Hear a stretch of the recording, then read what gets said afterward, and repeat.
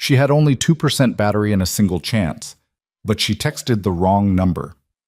Instead of the police, instead of friends, the message, "They're going to kill me," fell into the hands of Chicago's most dangerous man. And 5 minutes later, black SUVs ripped through the night, gunfire echoed through the parking lot, and a man in a black cloak walked through the smoke like the Grim Reaper. This is the story of Evelyn Vale, the girl who survived thanks to a typo. Watch until the end to find out what really happened. Like and comment the city you're watching in so I know how far my story has come. The rain had been falling for 3 hours straight and showed no sign of stopping.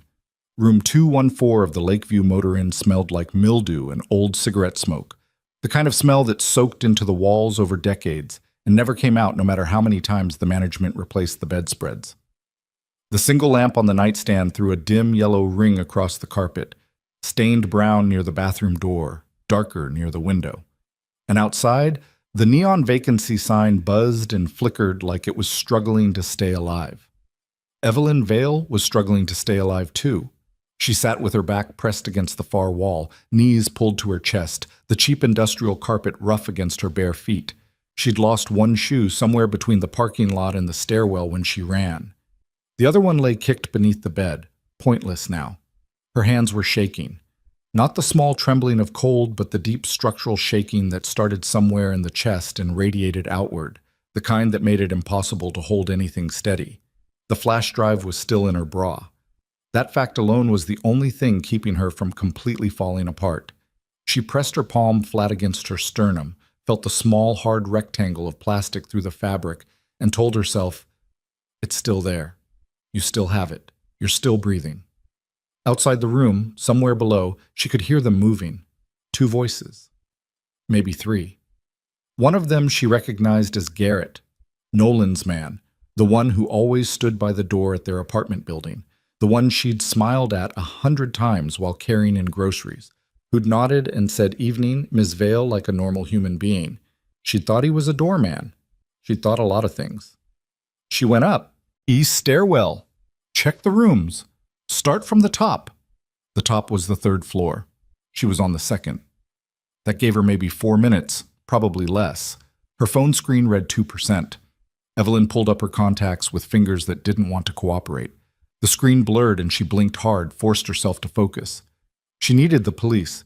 She needed to dial 911 and explain everything clearly and calmly, and her stomach dropped. Nolan had told her once in a voice that was almost bored with itself that he had people inside CPD, not 1 or 2. Several. He'd said it to impress her, back when she was still trying to convince herself that the man she lived with was complicated but not dangerous, interesting but not evil. He'd said it the way someone talks about a good investment portfolio. She'd laughed nervously and changed the subject. Now she was trapped in a motel room on the south side of Chicago with blood drying on her knuckles, and the evidence of his crimes pressing against her ribcage, and every name in her phone felt like a liability. Her college roommate was 3 states away and would never pick up a number she didn't recognize. Her mother was in Phoenix and would panic and make everything worse. Her friend Dana worked at the same financial firm as Nolan. She'd realized that 2 weeks ago, the sick, slow realization that Dana had been watching her the whole time, feeding information back. There was no one. The footsteps in the hallway got louder. Evelyn pressed herself harder against the wall and did the only thing she could think of. She went to her contacts and scrolled to the emergency number, the number Nolan had given her 8 months ago when she'd first moved in with him, pressing a folded piece of paper into her palm like it was something precious. If anything ever happens, if there's a fire, if someone breaks in, anything. He'd been so careful, so controlled when he said it. You call this number, not 911. This number. They'll handle it. She'd memorized it the way Nolan wanted because Nolan always wanted things memorized rather than written down. She'd never questioned what handle it actually meant. Her thumbs moved across the keyboard. Help. They are going to kill me. Room 214, Lakeview Motor Inn, South Halstead. She stared at the message for half a second. The phone was at 2%. If she waited too long, the battery would die and the message would never send at all. She hit the button. Delivered. The lamp flickered and died. Evelyn sat in darkness, listening to the rain beat against the window and the footsteps move methodically down the hallway, door to door. She heard someone try the knob of 216, then 215. A pause. She stopped breathing entirely. The knob of 214 turned. The lock held. She'd thrown the deadbolt when she came in, some muscle memory instinct from 1,000 nights in apartments she'd double-locked out of habit. But deadbolts on motel room doors weren't built for serious intent. She heard the man on the other side apply pressure. The frame groaned. Her phone buzzed. One message. Unknown number. Stay alive for 5 minutes. Evelyn read it twice in the dark, with her heart hammering so hard she could feel it in her teeth. She didn't have time to process what it meant, or who had sent it, or why the number she'd been given as a personal security line apparently belonged to someone who responded to distress texts with 5-word commands instead of reassurance. Then the night outside exploded. She heard the vehicles before she saw them. The deep engine growl of something heavy moving fast, the screech of tires on wet asphalt, the sudden hard brightness of headlights pouring through the rain-streaked window. 3 vehicles. Maybe 4. She pressed herself below the windowsill and risked a glance over the ledge. Black SUVs had cut off every exit from the parking lot. Men in dark clothing were moving across the wet asphalt with a kind of organized silence that had nothing casual about it. She counted 6 in the time it took her to exhale. Then another 3 emerging from the stairwell entrance at the far end of the building. One of Nolan's men shouted something. The first shot came from the ground level. Everything after that happened in layers. Gunfire and the sound of running and something heavy falling down the stairwell. A car alarm triggered by a stray impact. The distant wail of sirens that probably wouldn't arrive in time to matter. Evelyn stayed below the window with her hands clamped over her ears and tried to remember what breathing felt like. The footsteps that had been working toward her door reversed direction fast. Then heavy boots on the stairs. Not retreating, advancing.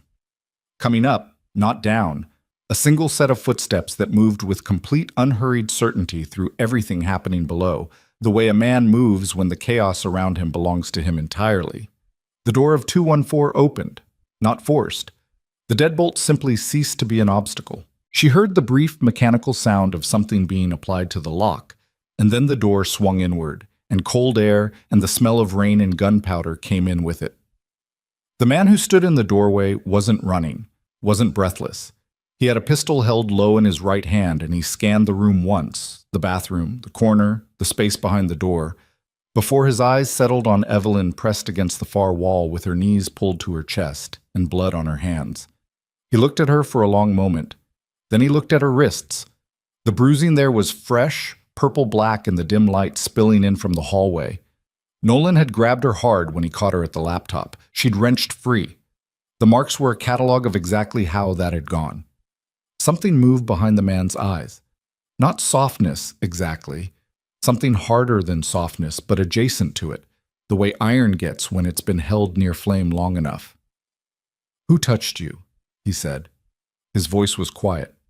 That was the most frightening thing about it. Men who shouted were manageable, understandable.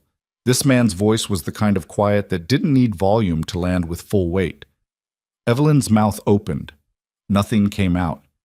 He crossed the room in 4 steps and crouched to her level, which put him closer than she wanted him to be, but somehow removed the towering aspect of him, made him slightly less like something that had just walked out of the worst night of her life. Up close, she could see water dripping from the hem of his overcoat, could see the clean, precise line of his jaw, and the unhurried quality of his breathing, the breathing of someone who had been in rooms like this before. "Evelyn Vale," he said. Not a question. "How do you know my Nolan Mercer's girlfriend? You took something from him." He studied her face. "You still have it." It wasn't a question either. Evelyn's hand moved involuntarily toward her chest, and she caught herself, but not fast enough. His expression didn't change. "I'm not here for the drive," he said. "Then what are you here for?" "You texted that number," he said simply. "That's sufficient." Downstairs, the gunfire had stopped. The silence that replaced it was not peaceful. It was the silence of aftermath, of things settled by force, and it pressed against the walls of the room from outside. Evelyn looked at the man kneeling in front of her. She looked at the gun still in his hand. She looked at the complete absence of hesitation in his face and understood, with the clarity that only comes when the brain has run out of room for self-deception, that she had no idea what she had just put in motion. "Can you walk?" he asked. Her shoulder was cramped from being pressed against the wall. Her feet were bare. Her hands were still shaking. "Yes," she said. He stood and held out his free hand. Evelyn stared at it.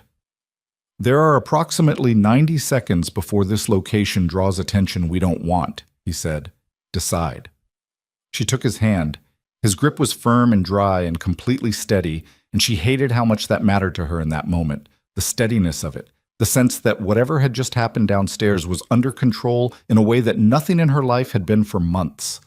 He moved her quickly through the hallway, past doors that had been opened and not reclosed, past a man lying on the floor who she forced herself not to look at directly, and down the west stairwell into the rain-soaked night. A black vehicle was already running at the curb, a man behind the wheel who didn't turn around, who pulled away from the motel before Evelyn had fully gotten the door shut. Nobody spoke. Evelyn watched the motel recede in the rear-view mirror, the neon sign, the rain, the two black SUVs still parked at angles across the lot. Then she turned and looked at the man sitting beside her. "Who are you?" she asked. He looked out the window. Damien Moretti. She knew the name. Not well, not specifically, but the way you know a weather pattern. You recognize the shape of it on the horizon without needing a meteorologist to explain it. Nolan had said the name exactly once, in passing, in a conversation about a business arrangement that had gone sideways, and the way he'd said it, low, careful, controlled, had made Evelyn look up from her book and then decide she didn't want to know. Now she knew. "You're—" she started. "Yes," he said. The city moved past the windows in wet streaks of light.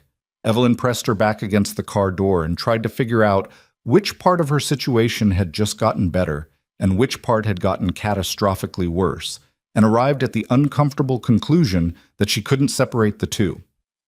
The penthouse was on the 42nd floor of a building in the Gold Coast that she recognized from the outside as one of those addresses that appeared in architecture magazines.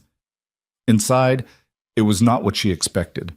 She had formed a rapid, unconscious picture based on everything she half knew about men like Damien Moretti. Ostentatious, heavy, designed to display power the way a zoo displays animals. What she found instead was spare, clean lines. A view of the city through floor-to-ceiling glass that made the skyline look like something you could reach out and rearrange. The furniture was good, but not excessive. The books on the shelves were real, read, spine-cracked, annotated from what she could see. Nothing was trying to prove anything. A man with a medical bag appeared from an adjacent room and moved toward her without introduction. Evelyn took an instinctive step back. "He's going to look at your hands and wrists," Damien said from behind her. "That's all." "I'm fine." "You have a 2-inch laceration on your left palm you haven't noticed yet." She looked down. He was right. The adrenaline had been covering it completely.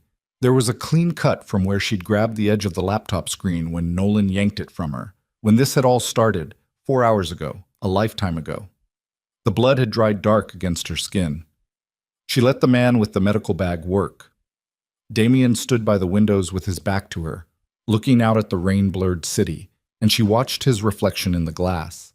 He was still in his coat, still holding the pistol, though it was now holstered somewhere she couldn't see. His shoulders were very straight. When the man with the medical bag finished and left, Damien turned and set a mug on the coffee table in front of her. "Tea." Evelyn looked at it. She looked at him. "You're surprised," he said. "Little bit." He sat down in the chair across from her, not close, the full width of the coffee table between them.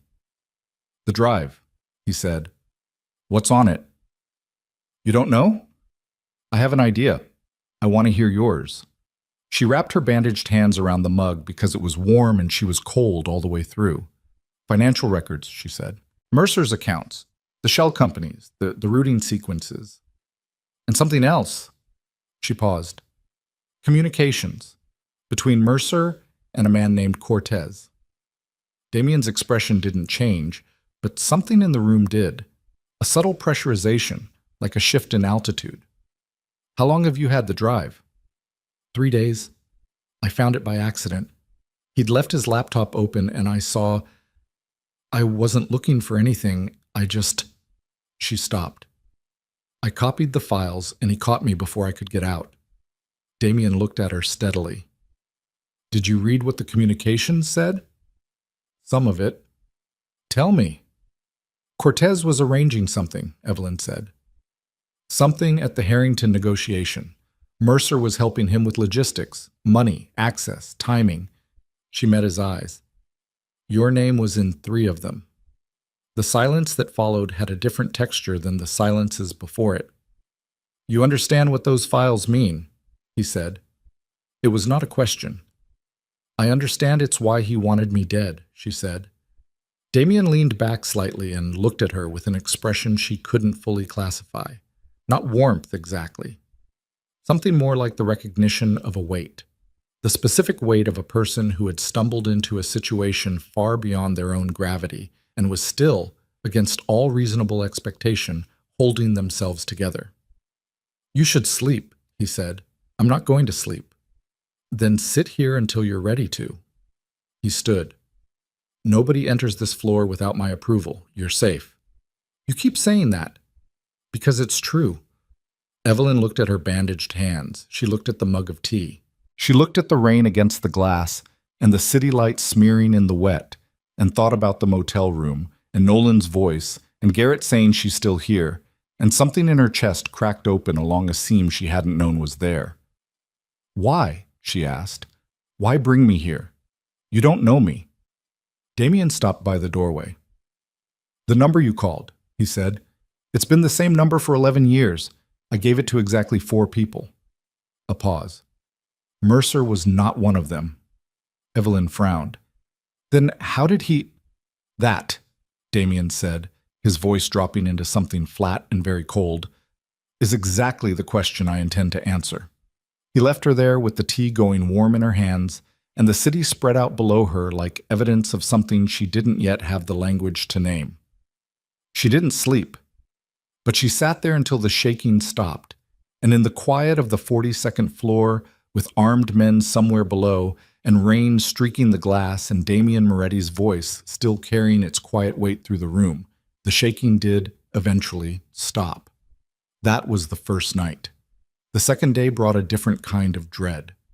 Not the immediate physical terror of being hunted, that had been replaced by a cold, sustained unease, the unease of a person who had been moved from one cage to another without yet knowing if the new cage was better or simply larger. Evelyn walked the penthouse in the morning while Damien was in a meeting somewhere on the floor below, tracing the perimeter of her situation the way you trace the walls of a dark room. She found the kitchen and made herself coffee with shaking hands that were steadier than the night before. She found a room that appeared to be a study. Books, a desk, 2 phones charging side by side, a framed photograph turned face down on the shelf. She didn't touch it. She found the man named Russo standing outside her door when she returned to her room, which she had not been given but which had been designated by Damien with a brief, "Your room is the 3rd on the left," the night before. "I'm not a prisoner," she said to Russo. "No, ma'am," he said. "Then why are you standing there?" "Because someone might try to make you one," he said, with the particular frankness of a man who has decided honesty is easier than pretense. "And I'd rather that didn't happen." Evelyn considered that for a moment. "Fair enough," she said, and went back inside. By the afternoon of the second day, she had begun to build a picture from fragments, from overheard conversations through walls, from the controlled urgency in the voices of the men who came and went, from the single exchange she caught when she walked past an open door and heard Damien say the Harrington meeting cannot move, and someone else say Cortez won't wait, and Damien say, then Cortez is going to be disappointed. By the 3rd day, she understood most of it. The flash drive she'd stolen from Nolan Mercer did not simply contain evidence of money laundering. It contained the operational blueprint for an assassination attempt against Damien at an upcoming peace negotiation. The Harrington Summit, brokered over 6 months between 3 competing organizations that had spent 2 years bleeding each other across the south and west sides.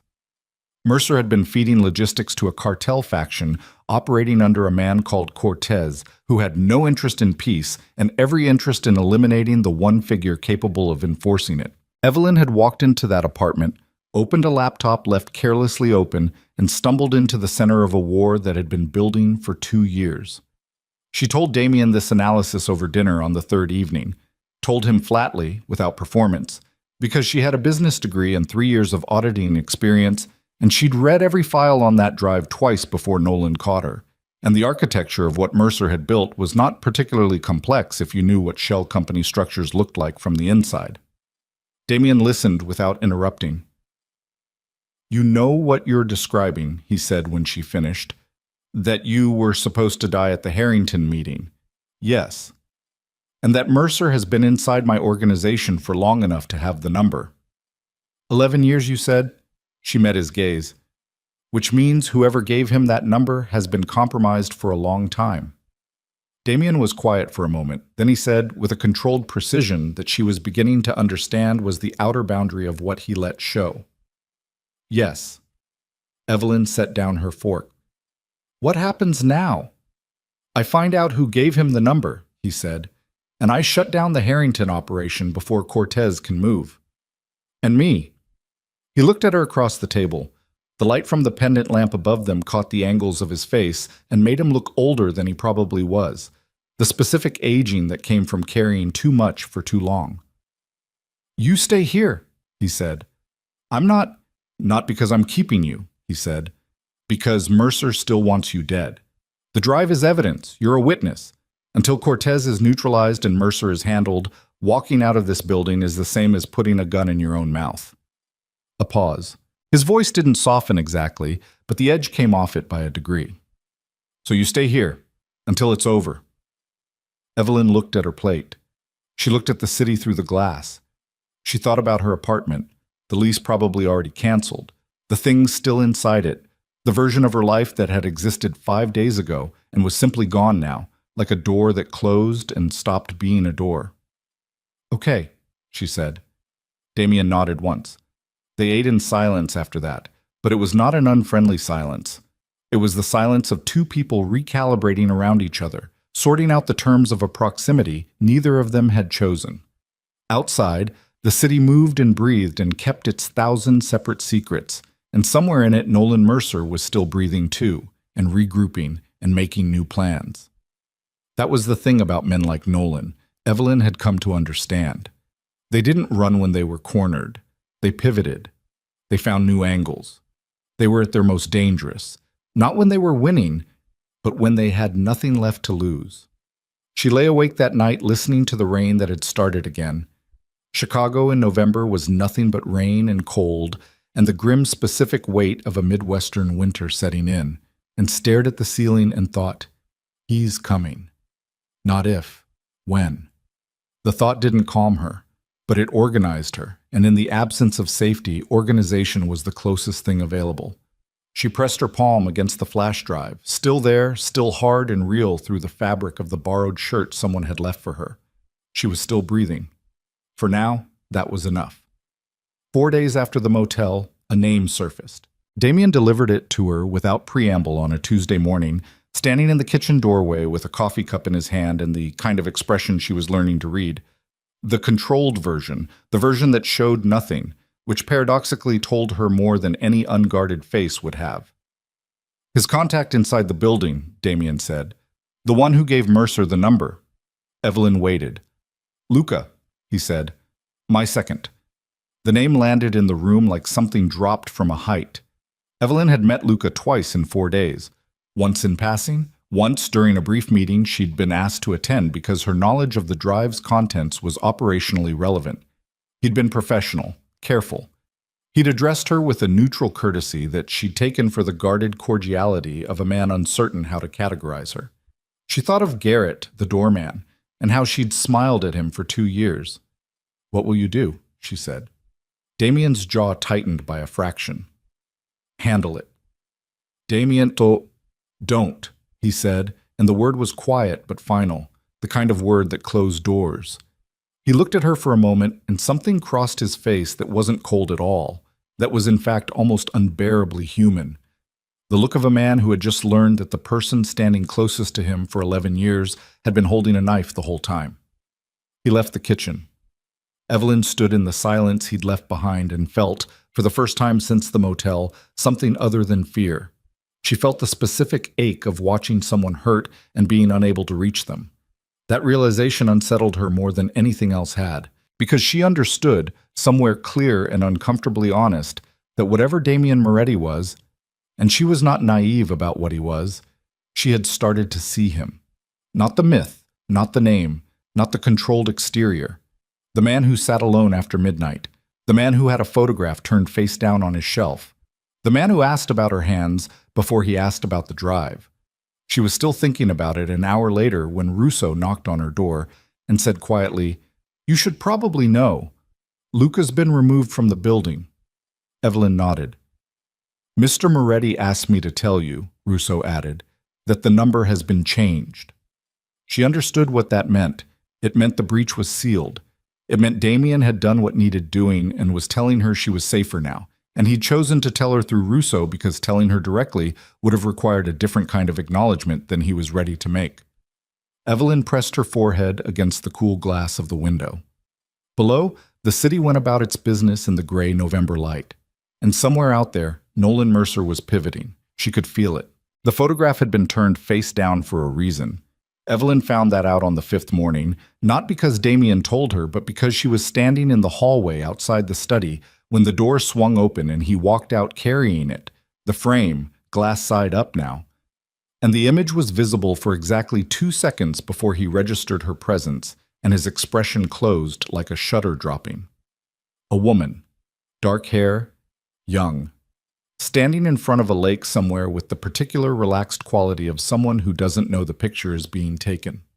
"Sorry," Evelyn said. "I wasn't—" "It's fine," he said, and went back inside and closed the door. It was not fine. The word had the texture of something placed in front of a gap to stop drafts. Functional, minimal, designed to prevent further entry. Evelyn went back to the kitchen and stood at the counter and drank her coffee and thought about the photograph and thought about the particular way Damien's shoulders had set when he saw her standing there and decided she was going to leave it alone for at least another day. She lasted about 4 hours. It was Russo who told her, not willingly. Russo had the instinctive discretion of a man who had kept secrets professionally for a long time, but he also had a quality she'd noticed in the first days, a kind of careful sympathy that operated underneath his professional surface.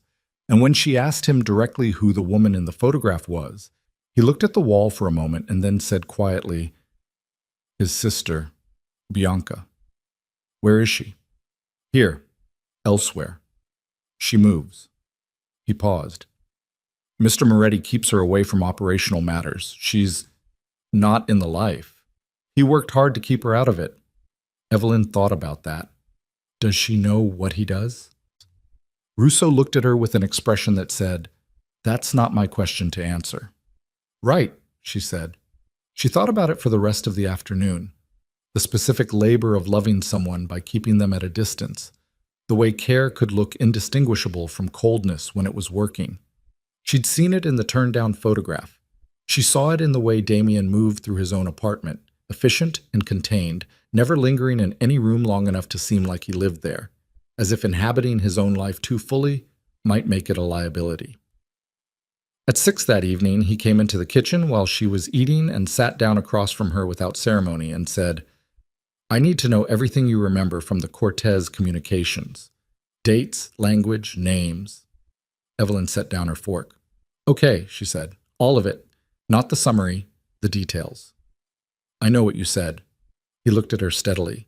She looked back at him with equal steadiness and said, "You want to do this now, or do you want to get a pen?" Something shifted at the corner of his mouth. Not quite a smile. The structural suggestion of one. "I'll get a pen," he said.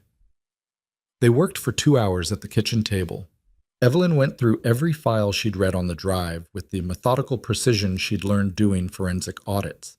Not storytelling, not interpretation, just the clean sequential recall of dates and account numbers, and the specific language used in communications that sounded innocuous on the surface and were not innocuous at all. Damien wrote and occasionally asked questions that were so targeted and specific they told her as much about his operational knowledge as her answers told him about the drive. He knew Cortez's organizational structure.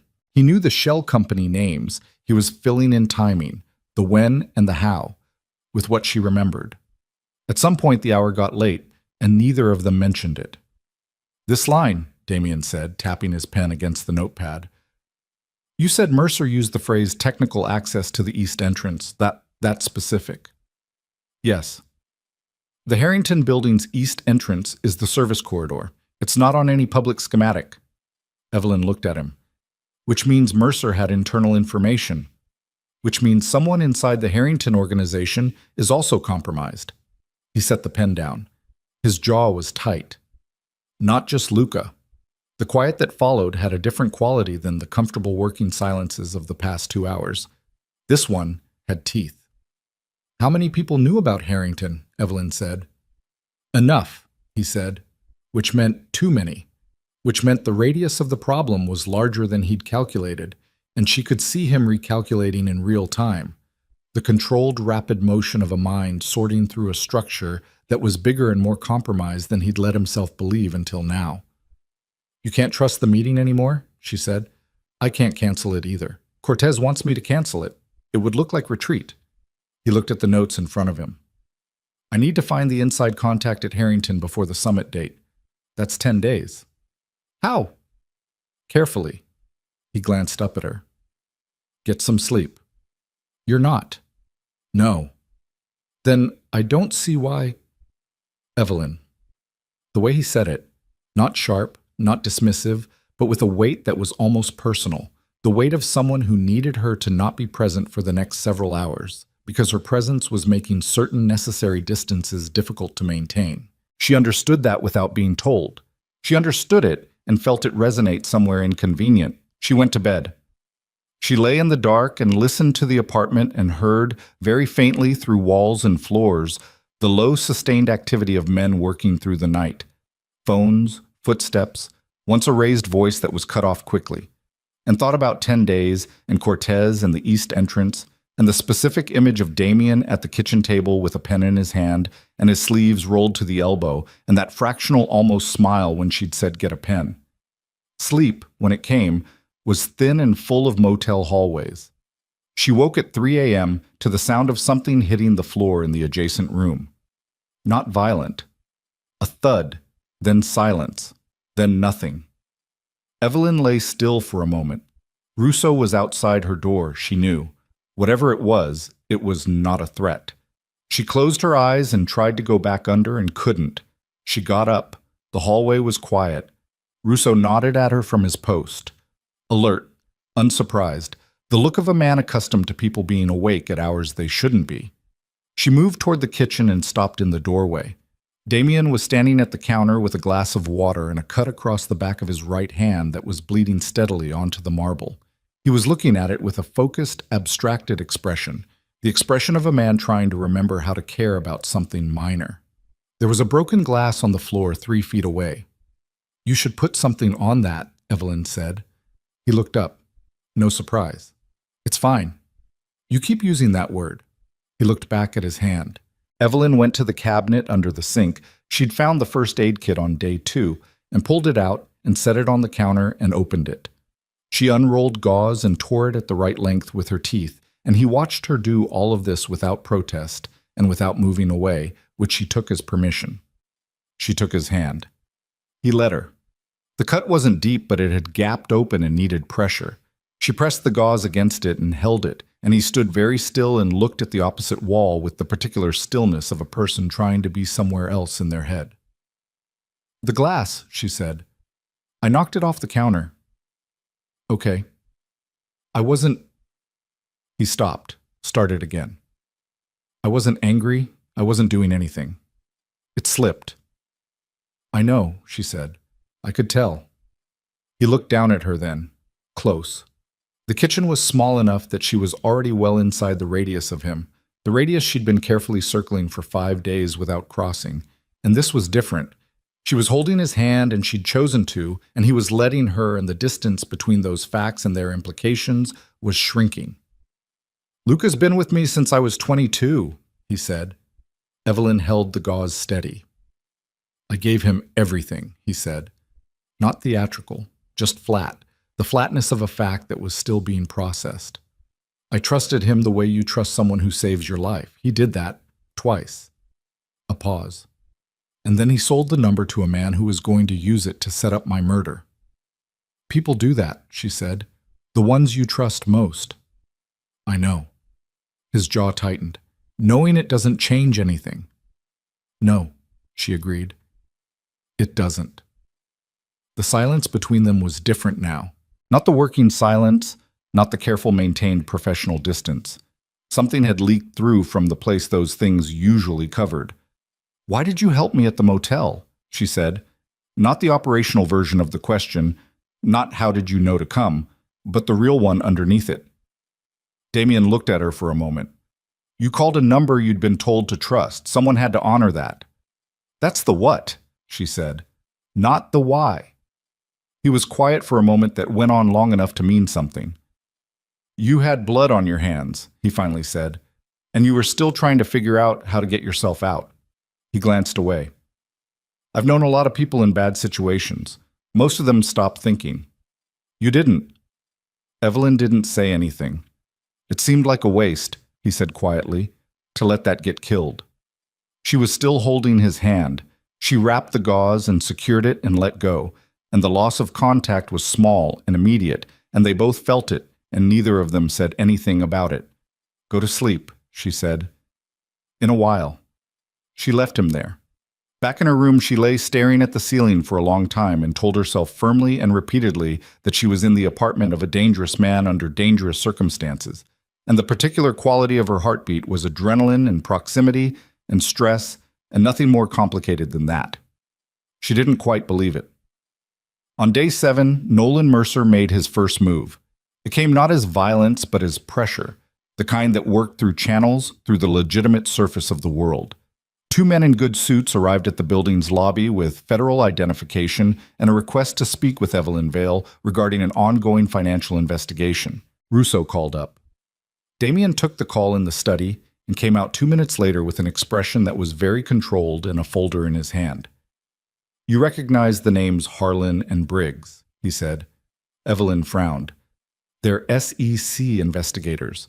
I've seen them in meetings at the firm." She paused. "Nolan's firm." Mercer sent them.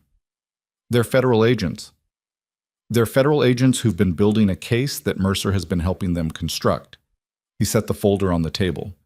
"If they take you for questioning, Mercer's attorneys get access to your location. You stop being in a building I control and start being somewhere I can't protect you." Evelyn felt the architecture of it settle into place. "He's using the investigation as a weapon. He's been cooperating with a federal probe into syndicate financials for 6 months," Damien said, "selectively cooperating, feeding them what he wants them to see." His voice was level. "He told them you stole proprietary financial data when you left. They think they're pursuing an evidence-tampering case."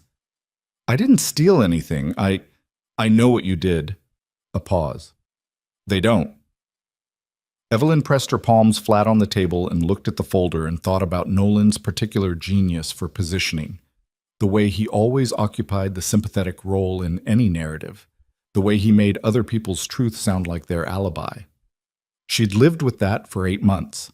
She'd watched it work on friends, on colleagues, on her own perception of herself. "What do I do?" she said. "Nothing today," Damien said. "I send them away.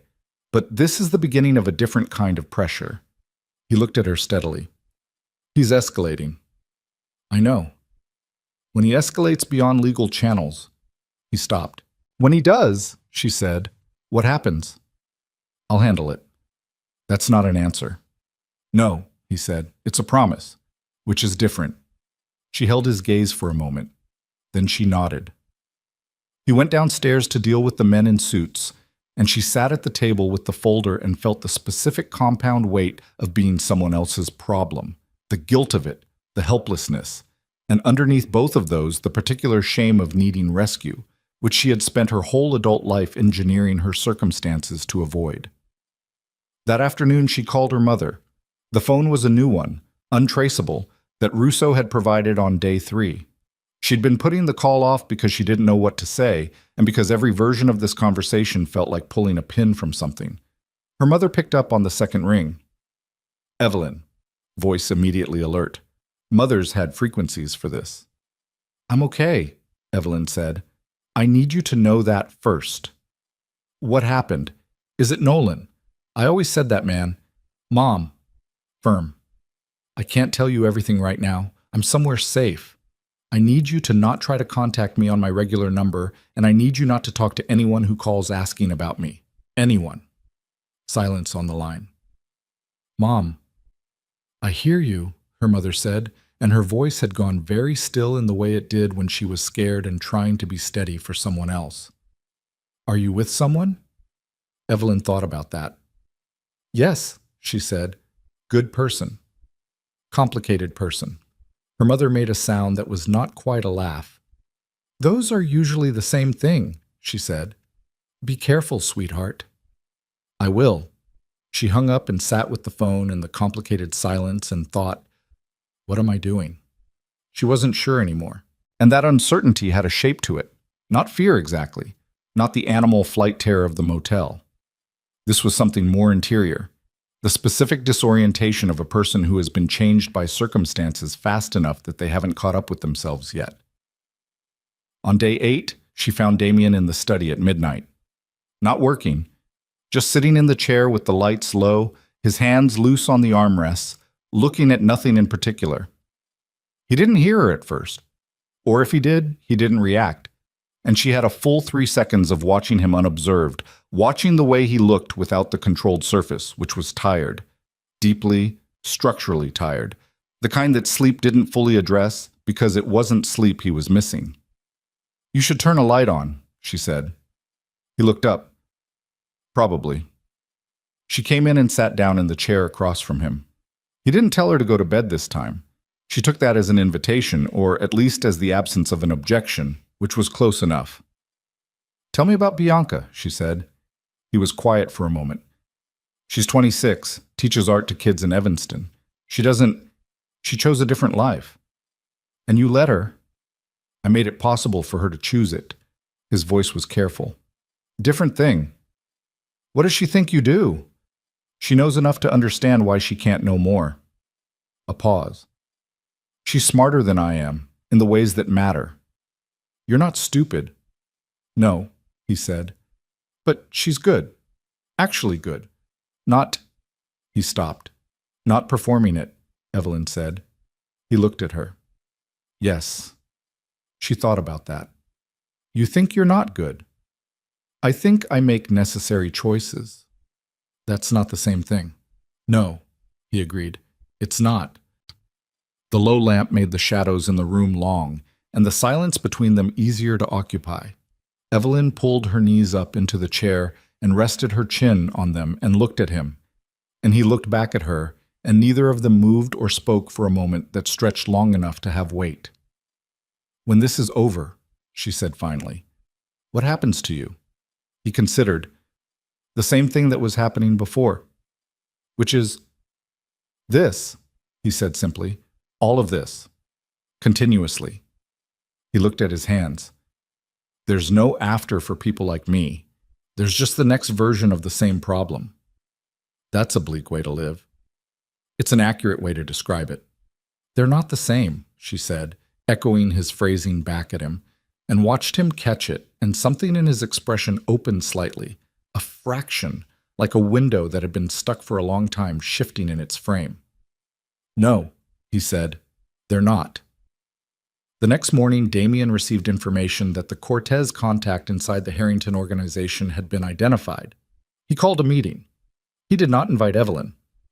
Russo, stationed outside the meeting room, gave her the summary afterward with the careful editorial precision of a man selecting what was and wasn't his information to pass along. The inside man was a security consultant, Russo said. He'd been feeding floor schematics and access schedules to Cortez's people for 3 months. They know exactly where Mr. Moretti will be standing during the summit. They have a clean line from the service corridor. And now, Evelyn said, and now they know that we know. Russo paused. Which changes the timeline. How? They'll move up before we can fortify. He said it without emotion. Mr. Moretti is handling the consultant. But Cortez will know within 48 hours that his plan has been compromised. Evelyn stood very still. Which means Mercer will know. Yes. And Mercer will stop using legal pressure and start using the other kind. Russo looked at the wall. That's the assessment. She went looking for Damien. She found him on the building's private roof terrace. Cold up there, the November wind off the lake sharp and sustained. The city spread in every direction under a low gray sky. He was standing at the railing looking north. His coat pulled close, and he heard her come through the door and didn't turn around. She went and stood beside him at the railing. Below, traffic moved in tiny, purposeful streams. The lake beyond the skyline was dark and flat. Russo told me, she said. I know he did. Is the summit still happening? Yes. Damien, if I cancel it, Cortez wins without firing a shot. His voice was flat and final. I spend the next 2 years fighting a war that costs more lives than any single summit. I'm not canceling. Then you're walking into something you know is compromised. I'm walking into something I now control the variables of. He looked at her. That's different. Not by as much as you want it to be. He held her gaze. The wind pushed her hair across her face, and she didn't move to fix it. You've been in my apartment for 8 days, he said, and the way he said it meant something that wasn't about duration. I know, she said. It's making me... He stopped, jaw tightened. I make decisions based on what I can afford to lose. That's how this works. It's always been how this works. And now, she said, not a question. And now, he said, I have a harder time identifying what that is. The wind moved between them. Evelyn looked at the city below, at the cold, orderly movement of lives that had no idea this conversation was happening 42 floors above them, and felt the specific vertigo of a moment that had gathered enough weight to fall either way. She turned to face him. Then don't lose me, she said, simply, without performance. The silence that followed was the most unguarded she'd seen him. The controlled surface down, something actual and exhausted and real underneath it. The face of a man who had been carrying the architecture of his own life at arm's length for so long that being offered proximity felt like a threat and a relief at the same time. He reached out and pushed the hair from her face. His thumb stayed at her jaw for a moment. Then his phone rang. He stepped back, reached for it, looked at the screen, and his expression closed so fast it was like watching a door slam. What? Evelyn said. He looked up at her, and in his eyes was the particular flat brightness of a person who has just received information that has changed the next several hours irrevocably. The gala, he said. Tonight. I have to go. What's tonight? The Harrington pre-summit function. It's been on the calendar for 6 weeks. If I don't appear, it signals... He was already moving toward the door. I have to go. Then I'm coming with you. He stopped, turned, looked at her with an expression that was half calculation and half something that resisted calculation entirely. That's not... If you leave me here and something happens at that gala, she said, you have no one watching your back who isn't already on someone's payroll. She held his gaze. You just told me your second sold you out. Your inside contact at Harrington sold you out. How many people in that room tonight are clean? The wind pushed between them. Damien looked at her for a long-held moment. Get dressed, he said. And Evelyn Vale, who 8 days ago had been crouched against a motel room wall with 2% battery and no options, went to get dressed for the most dangerous room. The dress was black satin, and it fit like it had been made for someone else's life. Evelyn stood in front of the mirror in the guest room and looked at herself and didn't recognize the woman looking back. Not because the dress was wrong, but because everything underneath it had shifted in 8 days in ways she hadn't finished cataloging yet. The bruising on her wrists had faded to yellow-green. The cut on her palm was healing clean. She looked like a woman going to a gala. She felt like a woman walking a wire over something she couldn't see the bottom of. Russo knocked at 7:15. "Car's ready," he said through the door. 1 minute. She pressed her palm flat against the mirror and looked at her own eyes and said quietly, to no one, "You're still thinking. That's enough." Then she picked up the small clutch someone had left on the bed, black, minimal, containing nothing she'd put there herself, and went out. Damien was in the entry hall. He'd changed into a dark suit that sat on him the way good clothes sit on men who don't notice them, and he was standing with his phone in his hand reading something with the focused, rapid attention of a man who was already inside the next several hours before they'd started. He looked up when she came in. The phone lowered. He didn't say anything for a moment. Then, "You look like you're preparing to survive something." "Aren't I?" "Try to look like you're not. Work on your pep talks," she said, the almost smile. There and gone. They rode down in the elevator without speaking. Russo and 2 other men flanked them through the lobby and into the waiting car, and the city opened up around them in the cold November dark. Streetlights and headlights, and the distant suggestion of the lake, the city doing what it always did, indifferent and continuous, unimpressed by personal catastrophe. Damien looked out his window the whole ride. Evelyn watched his reflection in the glass.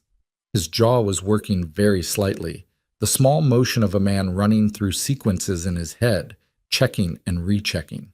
She'd learned to read that in 8 days. She'd learned a lot of things in 8 days that she suspected were going to be difficult to unlearn. "Tell me what I'm walking into," she said. He turned from the window. The Harrington function is a pre-summit mixer. Roughly 200 guests, city officials, developers, a handful of people from the 3 organizations who are publicly legitimate enough to attend events like this. It happens every year. It's theater. And tonight it's theater with loaded guns behind the curtain. He looked at her steadily. "You stay within 4 feet of me. You do not go to the bar alone, the bathroom alone, or anywhere alone. If something happens, you get behind the nearest solid structure and you wait. And if you're the one something happens to," his jaw tightened by a degree, "Russo will get you out." "That's not what I asked." He held her gaze. "I know," he said, and left it there. The Harrington was a century-old building in the Loop that had started as a private club and evolved into the kind of venue that hosted events for people who needed history as a backdrop for their present. The foyer was marble and dark wood, and the kind of lighting that was designed to make everyone look slightly better than they were. A string quartet played in the corner, and nobody was listening to them. Damien walked in like he owned the building. Not arrogantly, that was the wrong word. More like a man who had long ago made his peace with the fact that every room he entered was a room he was already responsible for. He moved with complete attention, scanning without appearing to scan, acknowledging the people who approached him with the controlled social facility of someone who had learned it rather than felt it.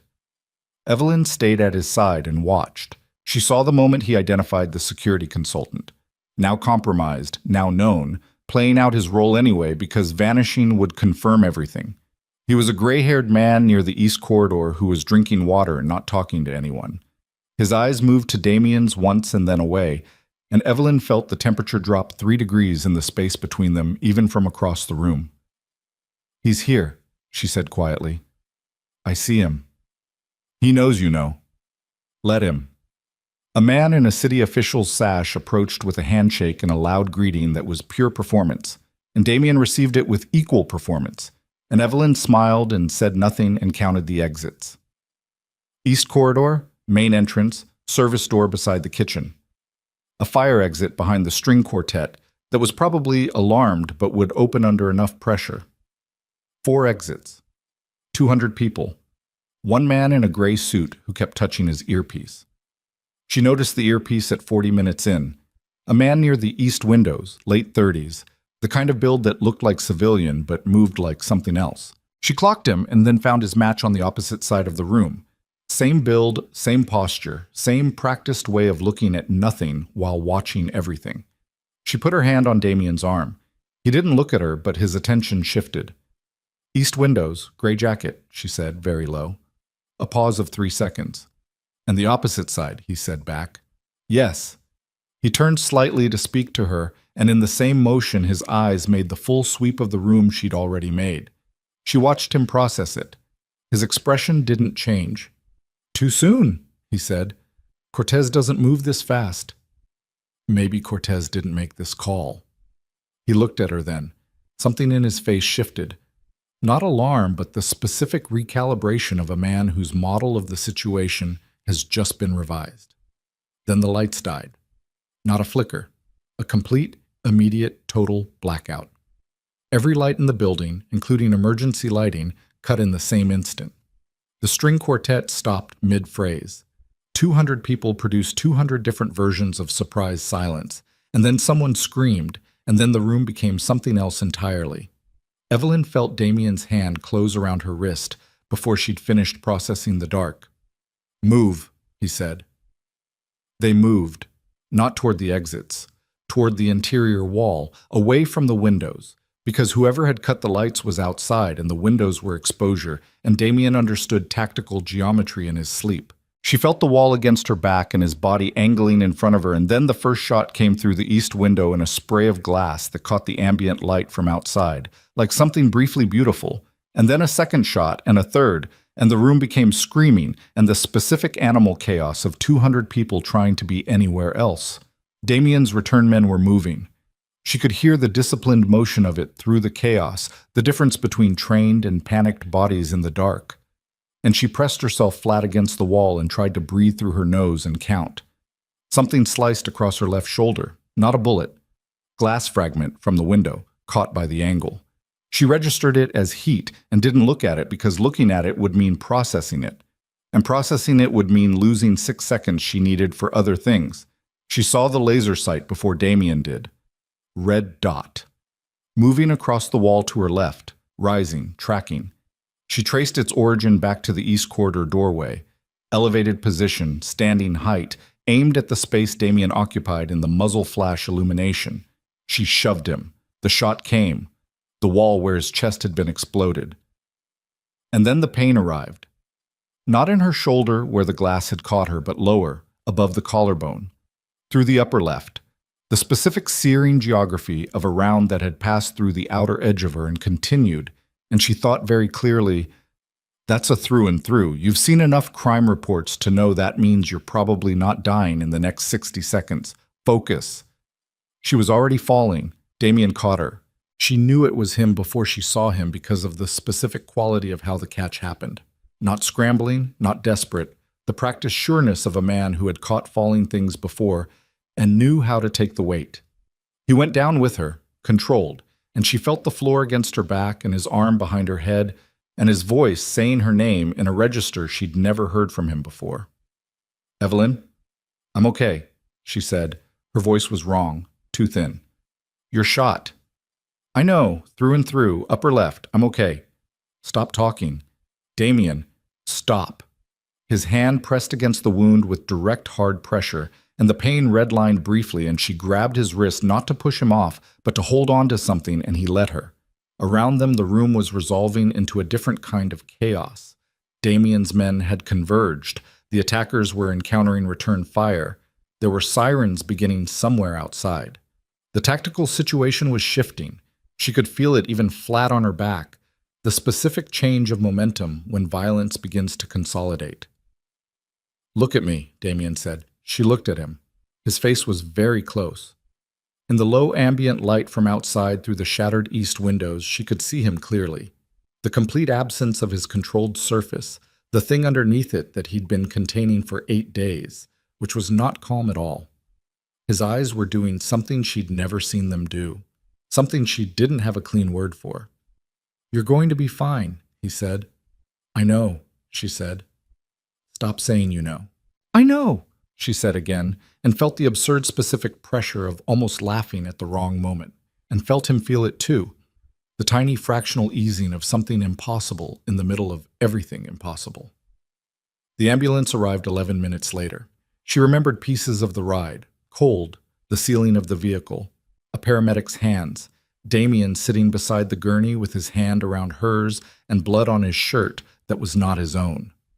She remembered the hospital entrance. She remembered a doctor's voice, and the bright overhead lights, and then a period she didn't remember at all. When she woke, it was quiet. White ceiling, monitors, the low specific smell of hospital that no amount of industrial cleaning ever fully covered. Her left shoulder was immobilized and the pain was present but managed. The dulled, organized pain of something that has been addressed rather than the raw, unsorted pain of something new.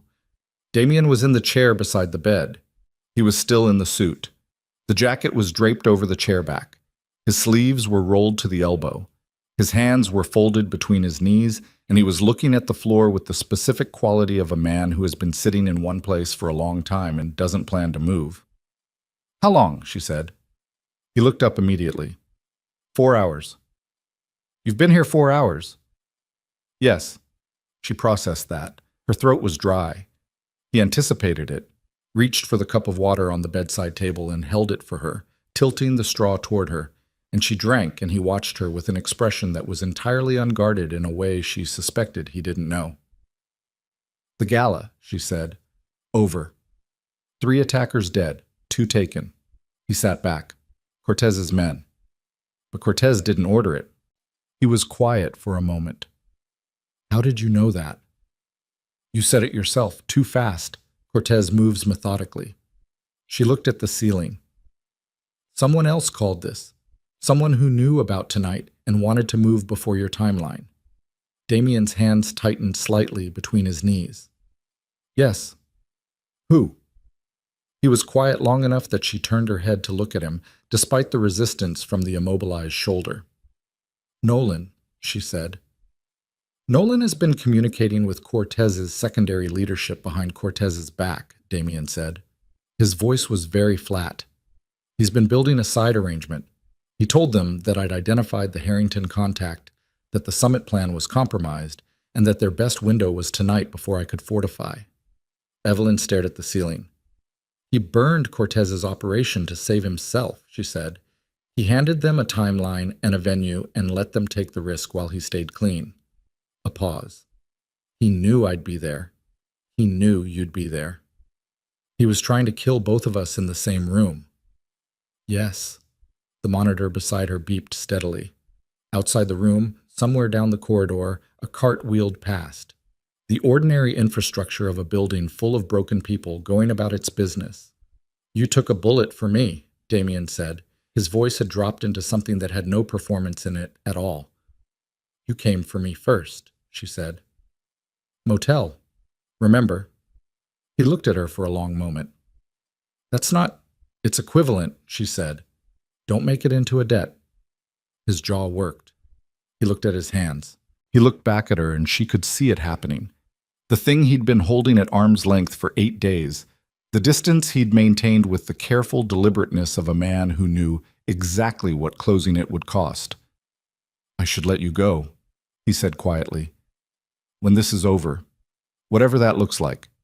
You should... There's a version of this where I set you up somewhere clean, new identity, enough money that you never have to think about any of this again." He held her gaze. "You should want that." "What I should want," she said, "and what I want are different things." "Evelyn?" "Don't," she said.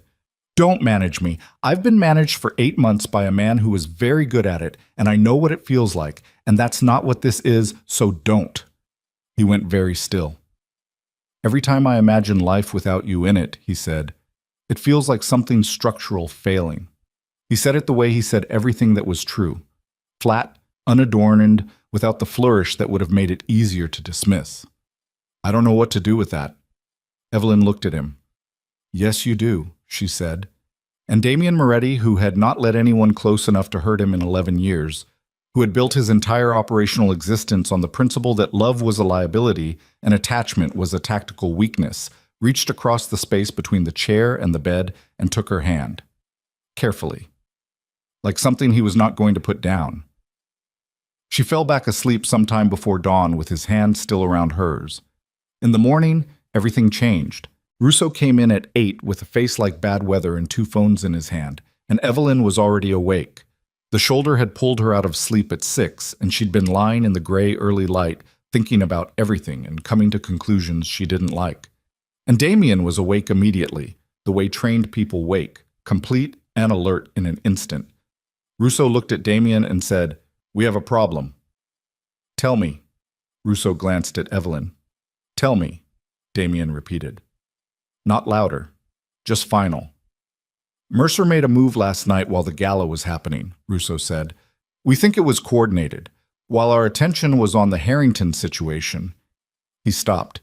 His face did something careful and controlled that meant the next sentence was going to be bad. "Bianca's convoy was hit on the I-90 connector. 3 of our men down. The car was taken." The room went absolutely silent. Evelyn watched Damien's face. She had seen him controlled. She had seen him angry in the contained way of a man who used anger as a tool rather than feeling it. She had seen him tired and unguarded and almost tender. She had not seen this, the specific white stillness that settled over him now, which was not calm at all, but the thing that lived on the other side of calm, past every managed response, in the place where a person stops deciding how to feel and simply becomes what they are. "Where?" he said. His voice was barely above a sound. "Unknown. They switched vehicles twice. Our tracking lost the second car near the Calumet interchange." "Who's on it?" "Everyone. Get me Mercer's known locations. All of them. Safe houses, secondary properties, anything Luca gave us before." He stopped. His eyes closed for a fraction of a second. Opened. "Cross-reference everything Luca gave us as potentially compromised. Don't assume any of it is clean." "Already running." Damien stood. He picked up his jacket from the chair back without looking at it. His hand found the lapel, and he held it for a moment. Not putting it on yet, just holding it. And in that pause, Evelyn saw the full weight of it land on him. The specific compound weight of a man who had spent decades keeping his sister safe and had just learned it hadn't been enough. She pushed herself upright. "Don't," he said, without looking at her. "Damien, you've been shot. You're staying here." He put on the jacket. His movements were precise, deliberate, the deliberateness of a man using action to keep himself from feeling the full magnitude of what he was feeling. "Russo's man will stay outside the door. You don't leave this room." "This is my fault," she said. He stopped, turned to face her. "If Mercer is using Bianca, it's because of me," she said. Her voice was level. She was not going to fall apart in front of him right now. "The drive, the motel, everything, he's escalating because of what I started." "You didn't start anything," Damien said. "He did. 8 months ago when he put you in a position where you'd eventually find what he was hiding." "That's generous. It's accurate." He looked at her with that flat, complete honesty she'd come to expect from him.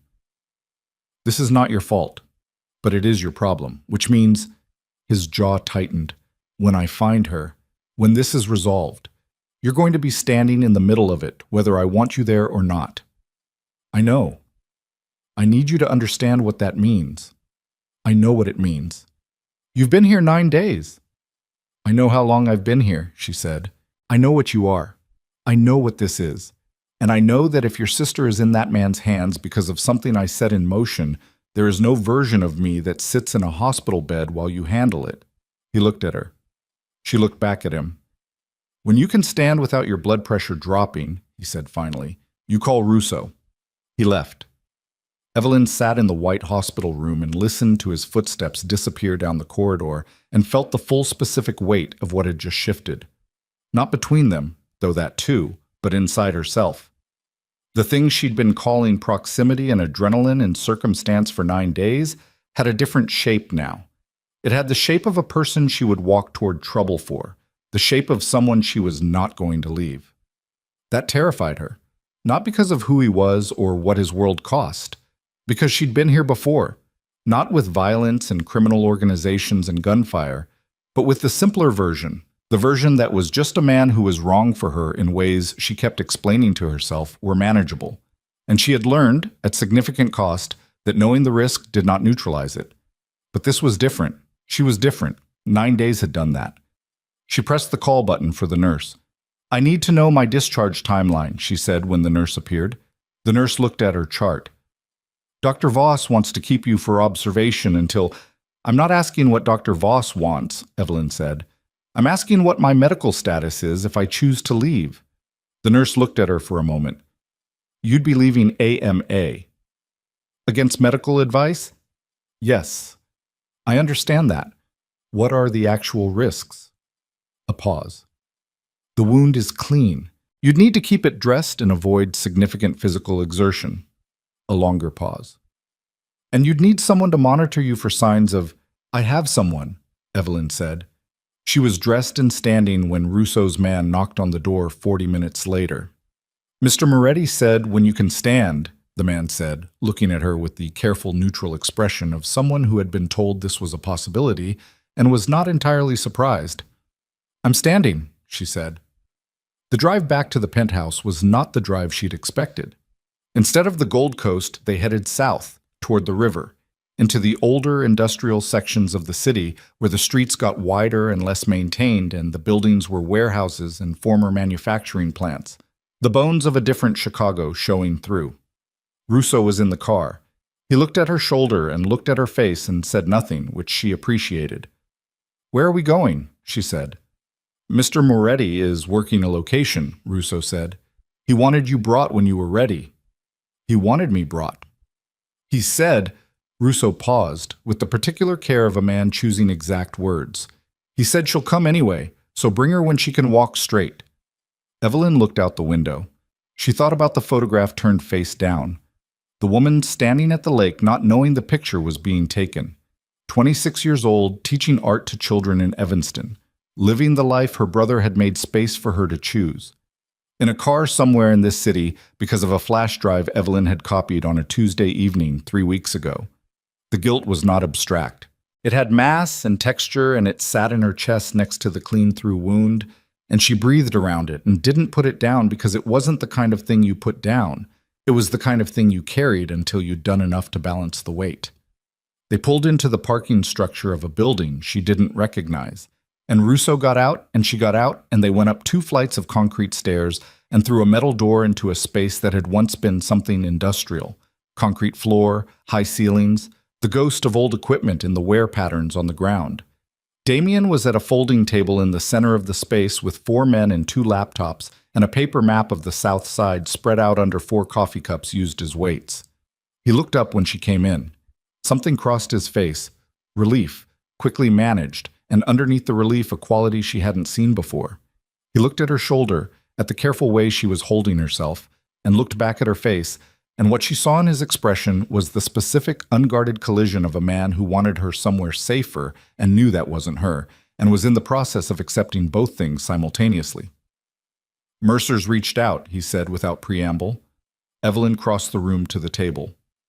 He sent a message 20 minutes ago, Damien said. He slid a phone across the table. She looked at the screen. The message was brief. Trade Evelyn for Bianca. Midnight, the Calumet Yard. No tricks or the sister comes back in pieces. You have until 10 p.m. to confirm. Evelyn read it twice. She put the phone back on the table, looked up at Damien. His face was perfectly still. Every man in the room was looking somewhere other than at either of them. The deliberate avoidance of people who understood that what was happening between the 2 people at the center of the table was not their business, and was also the only thing in the room that actually mattered. No, Damien said. His voice was very quiet. Damien, no. If Bianca dies because I'm standing here, then that's on him, Damien said, with a force that was still controlled but barely. That is entirely, completely, solely on Nolan Mercer. Not on you. Not on me, Damien said, and Evelyn cut across him before the sentence could finish landing. Stop. He stopped. She looked at him across the table with the paper map between them and the 4 men pretending to study their laptops and the single overhead bulb throwing hard shadows across everything, and she said quietly, I'm not asking your permission. I'm telling you what I'm going to do. The room was very still. Damien's eyes had gone to that place she'd first seen in the hospital, past controlled, past the managed surface, into the white stillness that was the territory beyond every prepared response he had. His jaw was tight enough that she could see the muscle working along the line of it. You walk into that yard, he said, and you're betting your life on my ability to run a clean extraction in a compromised environment against a man who has already demonstrated he'll burn his own people to save himself. I know. Evelyn. I know all of that, she said, and I'm still telling you what I'm going to do. She held his gaze. So the question isn't whether I go. The question is whether you send me in alone or whether you build something around it. The silence stretched for 6 seconds. She counted. Then Damien looked at the map. Sit down, he said. Both of you sit down. They worked for 3 hours. The Calumet Yard was a decommissioned rail facility on the far southeast side. 16 acres of rusted infrastructure, abandoned switching houses, container storage, the bones of industrial Chicago left to weather and corrode. Damien had people who knew the layout. He had people who knew every viable sniper position within a quarter mile, every approach route, every shadow. What he didn't have was certainty, and Evelyn watched him build the plan around the absence of certainty the way a structural engineer builds around a known fault, not ignoring it, not pretending it didn't exist, but designing the load-bearing elements so that when it failed, and it would fail somewhere, the whole thing didn't collapse at once. Mercer will have people at the entrance points, Damien said, moving his finger across the map. He'll want visual confirmation you're walking in before he does anything. That means he needs you visible, which means we know where you'll be. And where Bianca will be, Evelyn said. Not necessarily. He'll keep her separate until the exchange, out of your line of sight. He tapped a spot on the map. The switching house at the north end has 2 floors. Elevated position, sight lines to both the primary meeting point and the container rows. That's where I'll be. How close? 80 meters. That's not close. 80 meters is close. He looked at her. I've worked with less. She looked at the map and thought about 80 meters in an open yard in the dark and the specific distance between a decision and its consequences at that range. The moment Bianca is clear, Damien said, my men move. Everything happens at once. You get behind whatever is nearest. I don't care what it is. And you stay there. And Mercer, Damien's finger lifted from the map. Mercer is mine, he said. Simply, without elaboration. The kind of sentence that didn't need any. She confirmed the exchange at 9:47 p.m. via the burner phone Mercer had used for his message. 2 words. Calumet, midnight. He responded within 90 seconds with coordinates. The center of the main yard, open ground, floodlit, which told her he was either confident or reckless or both. Russo fitted her with a vest at 11:15. She stood in the center of the warehouse space while he adjusted the straps, and she breathed carefully through the pressure on her shoulder, the wound making itself loudly known every time something touched it. And she stared at the far wall and thought about nothing specific, the way she'd learned to think about nothing specific before a high-stakes audit presentation, before any situation where the body needed to be functional and panic was not an option. Too tight? Russo asked. It's fine. He looked at her face. You don't have to do this. I know. Mr. Moretti would find another Russo, she said. I know. He finished the straps and stepped back, and she looked down at the vest under her jacket and thought, 9 days ago, I was barefoot in a motel room with blood on my hands and 2% battery. Look at what I've become. She wasn't sure if that thought was meant to be steadying or alarming. She decided it was neither and let it go. Damien came to her at 11:30, not to review the plan. The plan was reviewed. He came and stood in front of her and looked at her face in the way he'd been doing for days now, the way that was no longer pretending to be anything other than what it was. If anything feels wrong when you get there, he said, you abort. You turn around and you walk back to the car, and we find another way. If I abort, Bianca, is not your responsibility, he said.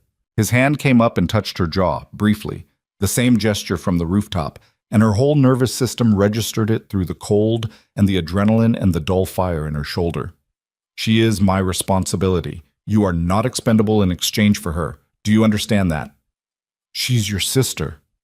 You are not expendable, he repeated, with a force and a flatness that meant he had said this to himself several times already tonight, and was saying it to her now because he needed her to carry it with her. Okay, she said. Say it back. She looked at him. I'm not expendable.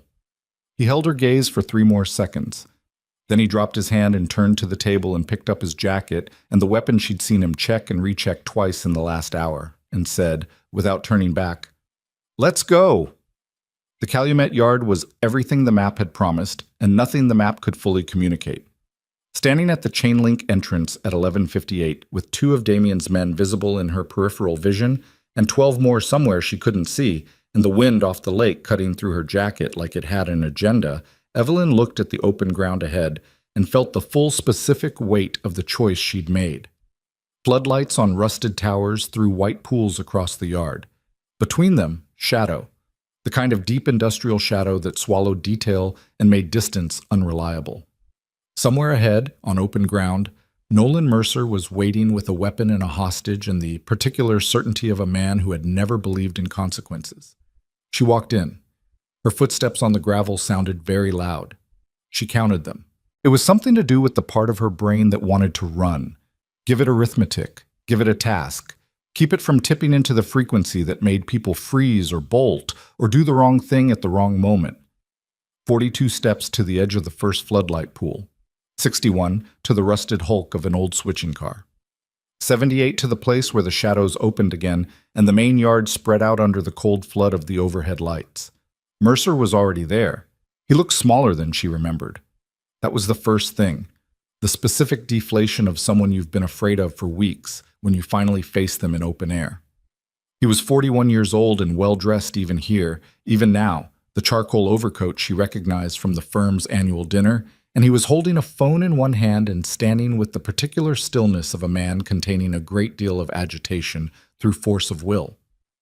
Bianca was to his left, restrained, wrists behind her back, with a man holding her arm, someone Evelyn didn't recognize, built like a load-bearing wall. Bianca was dark-haired and smaller than Evelyn had imagined from Russo's description, and her face was cut above one eye from the convoy, but she was standing upright, and her expression was not terror. It was the cold, furious composure of a woman who had been taken and was already planning. She was Damien's sister. That tracked. "Evelyn," Mercer said. His voice was warm. Professionally warm, the warmth he used in client meetings, the warmth she had once found reassuring. "You look terrible." "You look desperate," she said. His jaw tightened. "Walk forward. Let her go first." "That's not how this works." "That's the only way this works," Evelyn said. "You want me. She has nothing you need. Let her walk." "When you're standing in front of me, Nolan." She said his name the way she'd said it 8 months of mornings. Flat, familiar, stripped of performance.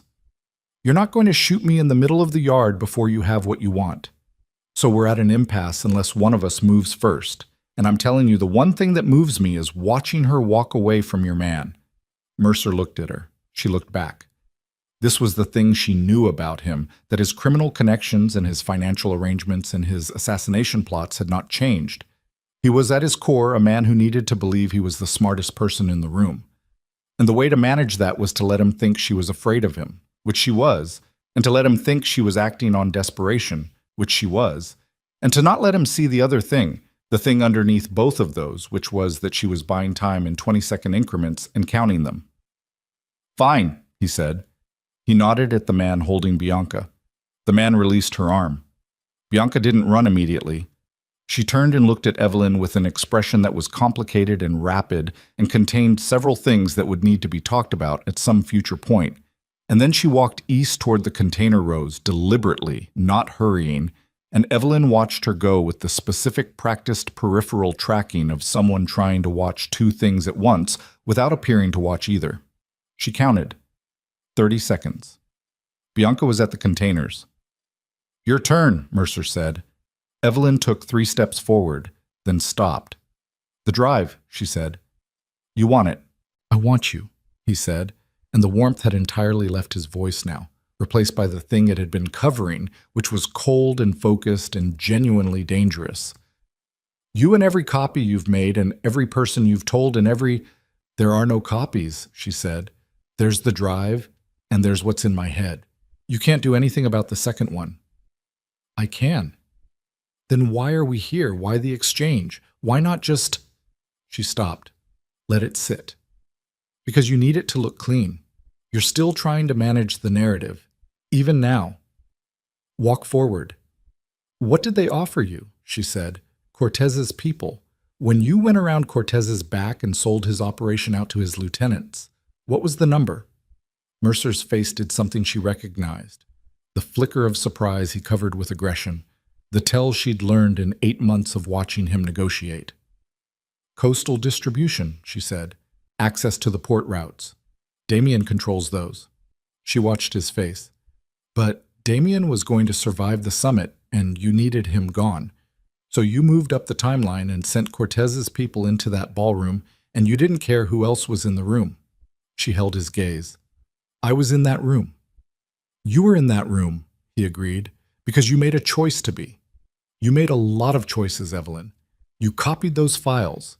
You texted that number. You decided to stay. His voice had dropped into something almost conversational, almost the voice she'd known, which was worse than shouting. Every single consequence of this is a choice you made. You're right, she said, and I'm making another one. She put her hand inside her jacket. Mercer's man to his right raised a weapon. She slowly, deliberately pulled out the flash drive, held it up. The floodlight caught the plastic casing.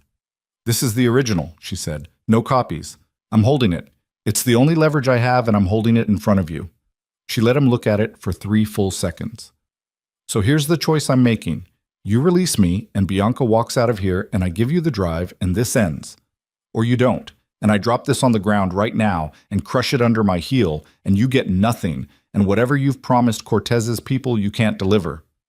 Mercer's eyes were on the drive. You wouldn't, he said. 8 days ago, I'd never seen a man get shot in front of me, she said. Try me. The standoff lasted 6 seconds. Then Mercer smiled. Slow, precise, the smile she should have been afraid of and wasn't because she was already tracking movement behind him. The shadow at the north switching house that had resolved itself, imperceptibly, over the last 90 seconds, into something with a shape. Evelyn, Mercer said, do you think I'm stupid enough to come here without a contingency? He raised his phone. 3 calls go out if I don't send a code in the next 60 seconds. 1 to the federal investigators with the evidence that you conspired with a known criminal organization.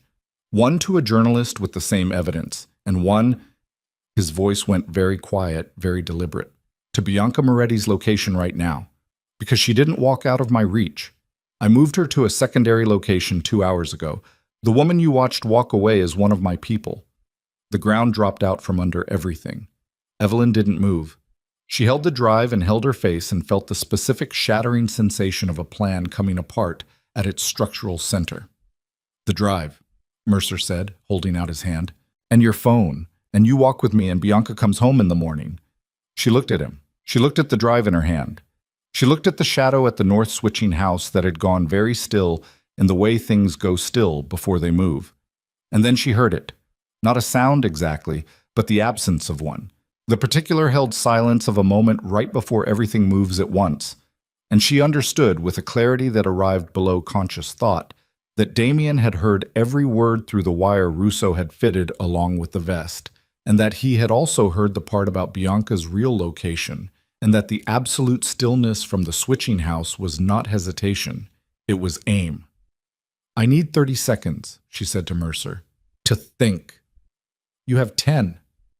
I need 30, she said, and she said it clearly and steadily, and it was not for Mercer. It was for the man 80 meters away. 30 seconds. Mercer's expression shifted. Not suspicious, not yet, but reading the edges of something he couldn't place. Fine, he said. 30. She counted.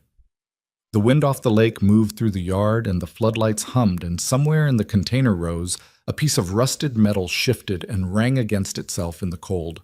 At 27, Mercer's phone buzzed. He looked at the screen. His face changed. Your 30 seconds just ended, he said, and his voice had lost every quality it normally had.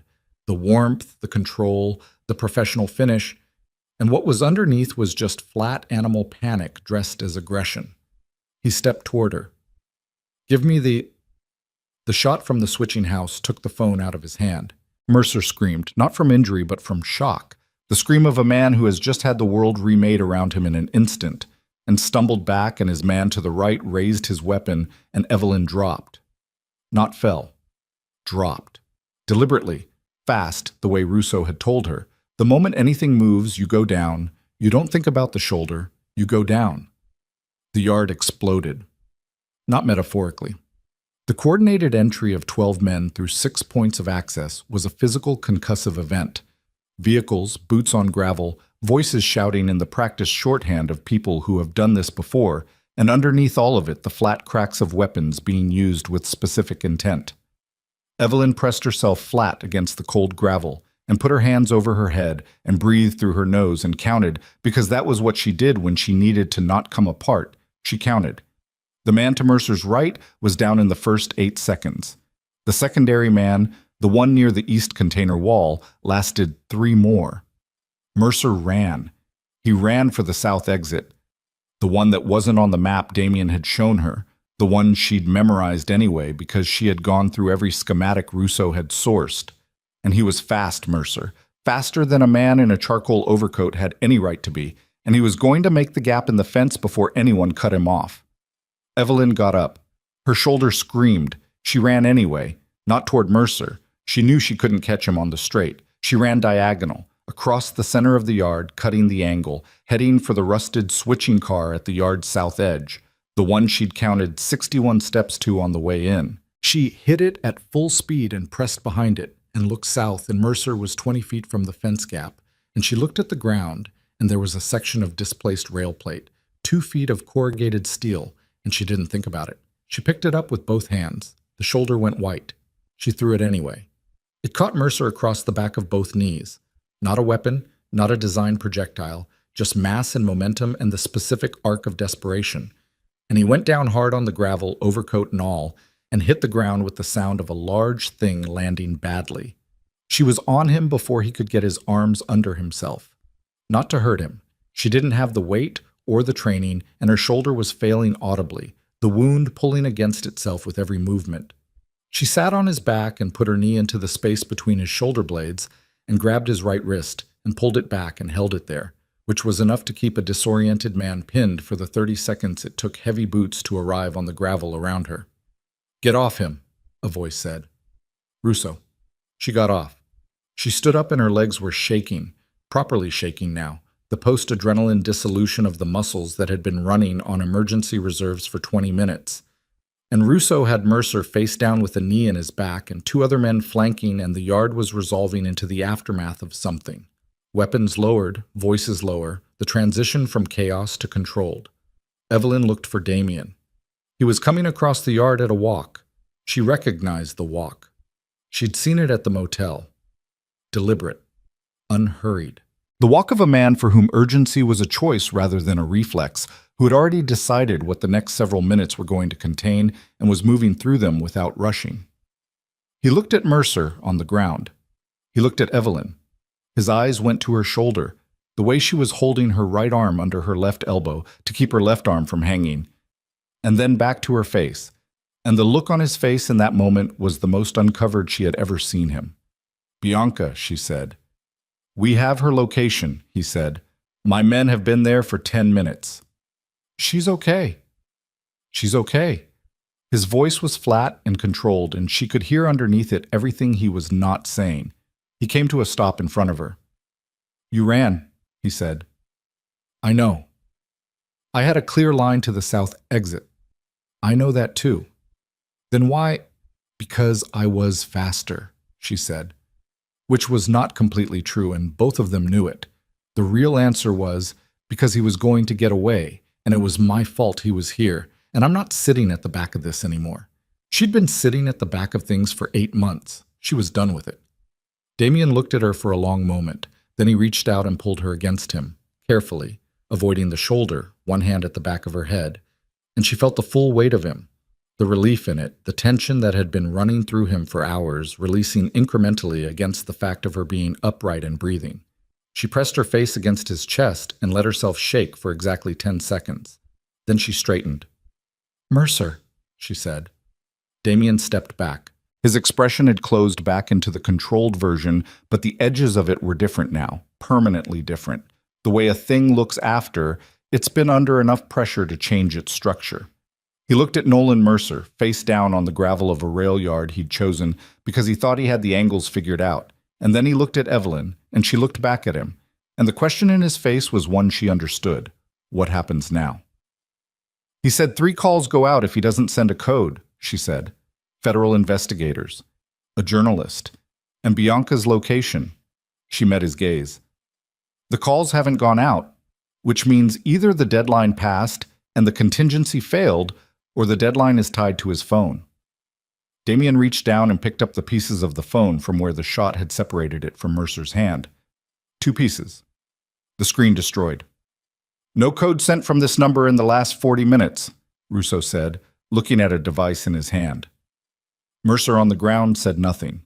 He was breathing hard, cheek against the gravel, and his eyes were tracking everything with the rapid, desperate intelligence of a man who was still calculating even here, even now.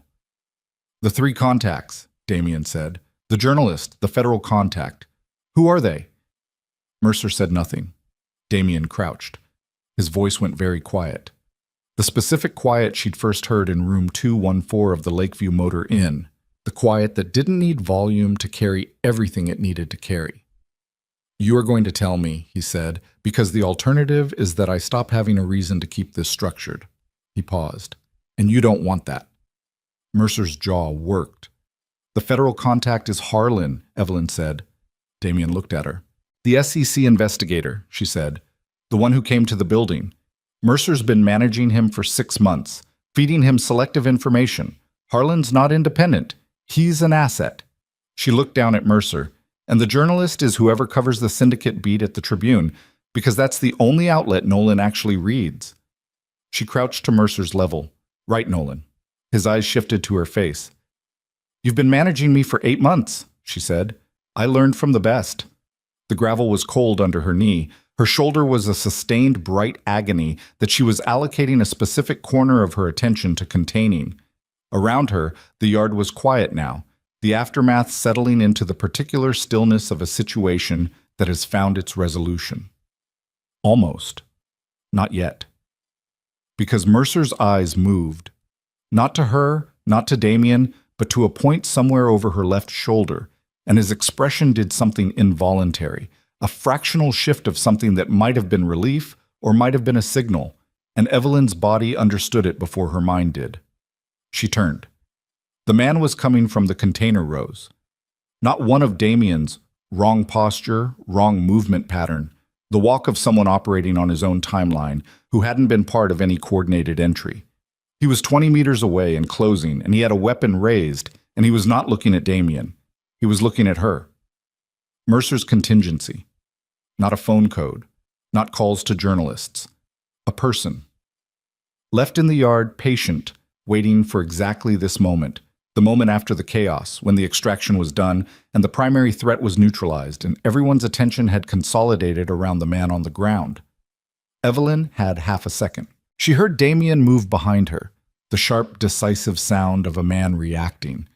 And she heard Russo shout something she didn't process, and she looked at the man 20 meters away with the weapon aimed at her center mass and thought very clearly, this is the one I didn't plan for. The shot came from the left. Not from the man with the weapon. From Damien, who had already moved. Not in front of her, not the instinct of a body throwing itself between a threat and a person it wanted to protect. But laterally, angled, the shot fired from a position that cleared her completely and took the contingency man in the right shoulder before he'd finished his trigger pull. The contingency man's round went into the gravel 3 feet to Evelyn's right. He went down on one knee. Russo was on him in 4 seconds. Evelyn stood in the cold yard with her ears ringing and her heart doing something percussive and unscheduled in her chest, and looked at Damien, who had already lowered the weapon and was looking back at her with an expression that was stripped of everything except what it actually was. I had him, Damien said. I know, she said. Her voice was steady. She was not steady. But the voice was, and she had learned in the last 9 days that sometimes the voice was enough. That if the voice held, the rest of it had something to organize around. Russo zip-tied the contingency man's good wrist to his ankle and stood up and looked at the assembled mess of the yard. Mercer still face down, the contingency man incapacitated, 3 of Damien's men standing perimeter with weapons lowered, the floodlights humming overhead in the cold, and said, with the particular exhaustion of a man who has had a very long night, "I think that's all of them." "Think," Damien said. "I'm 92% confident," Russo said. "Find the other 8%. Russo went. Damien holstered his weapon and came to stand in front of Evelyn and looked at her shoulder, which was communicating its condition clearly through her entire left side, and then at her face. "Hospital," he said. "In a minute. Now." "Mercer first," she said. He looked at her for 3 seconds. Then he turned to Mercer, who had been hauled to his knees by one of the perimeter men and was kneeling on the gravel in his charcoal overcoat with blood on his cheekbone from where the ground had found it, and the specific expression of a man in the process of rapid internal recalculation. Damien crouched in front of him. The quiet returned. The specific quiet. "The federal contact," Damien said. "The journalist. Any other contingencies I should know about?" Mercer looked at him. His jaw was working. She could see him sorting through options. The habitual rapid triage of a man who had operated for years on the principle that there was always a play, always an angle, always a version of the situation where he came out ahead. She had watched him do it at dinner tables and in board meetings, and in the quiet of their apartment when he thought she wasn't paying attention. She watched him find nothing. "Harlan," Mercer said finally. His voice was flat. Done. "Harlan is the federal contact. He's been on retainer for 3 years. I have proof of that in a separate location." A pause. "The journalist is Marcus Yee, Tribune Financial Desk. He doesn't know what he has. I gave him fragments, enough to open an investigation, not enough to print anything yet." "Where's Yee's material?" "Encrypted drive. My secondary office on Walker. 4th floor, filing cabinet marked Archive 7. His eyes moved to Evelyn. "She knows the building." She did. She'd been to that office twice. "The separate location," Damien said. "The Harlan proof. Safety deposit box, Harris Bank on Michigan. Key is in my coat pocket." A pause. "Left inside." Russo, returning from his perimeter sweep, reached into Mercer's coat without ceremony and produced a small key on a plain ring. He held it up. Damien stood.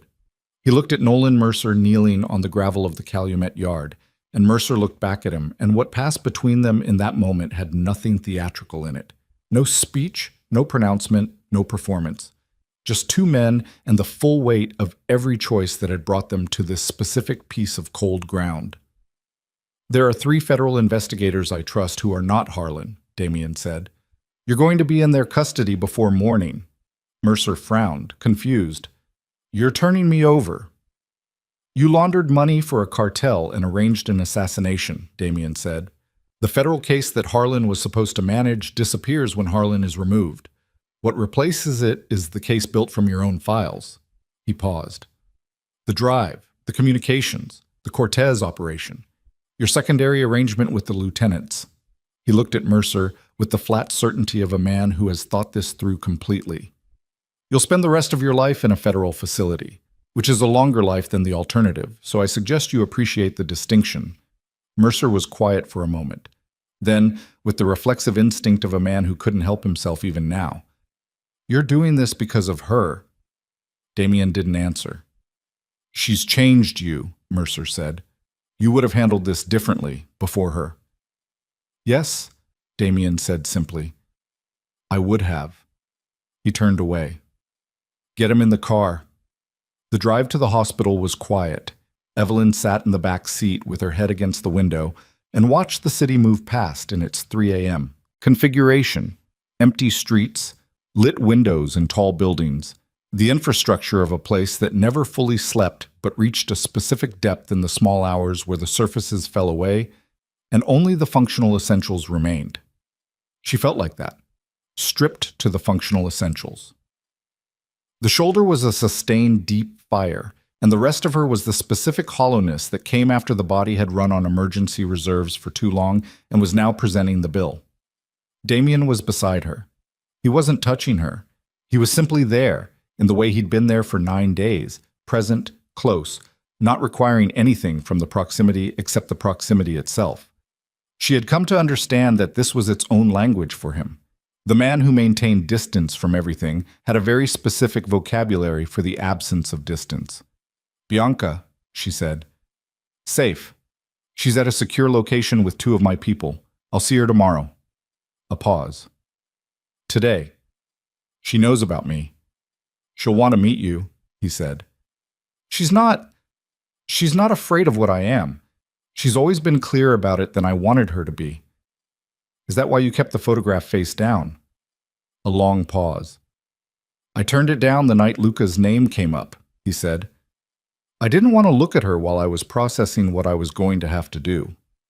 Another pause. I forgot I'd left it. Evelyn looked at the city through the window. You didn't forget, she said. He was quiet. You left it down because it reminded you that the people closest to you are the most exposed, she said, and having me in the apartment was already making you think about that. The silence that followed had the quality of a confirmed thing neither of them needed to elaborate on. You're very perceptive, he said. It's occasionally inconvenient. I know, she said, and closed her eyes. The hospital kept her for 36 hours. The wound had reopened during the run across the yard and required 3 additional sutures and a lecture from a night shift attending physician who had seen enough to understand the context of her injury without needing it, explained and delivered his medical instructions with the careful neutrality of someone who had made a professional decision to not ask questions he didn't want answered. Damien was there when she woke the second time. Different clothes.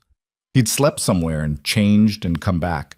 And the fact of that, the returning, the coming back, was something she was going to have to get used to, the way you got used to things that you had not expected to be permanent. He was on the phone when she opened her eyes, and he ended the call without finishing the sentence he'd been in the middle of. Mercer, she said, in federal custody as of 6 this morning. The 3 investigators I trust have the complete file. Harlan's been suspended pending investigation. He set the phone on the bedside table. Marcus Yee received an anonymous package this morning containing a more complete version of the story than Mercer gave him, the kind that implicates Harlan and Mercer without implicating anyone else. The kind you curated, she said. The kind that's accurate, he said, which was both a correction and a confirmation. Cortez, she said.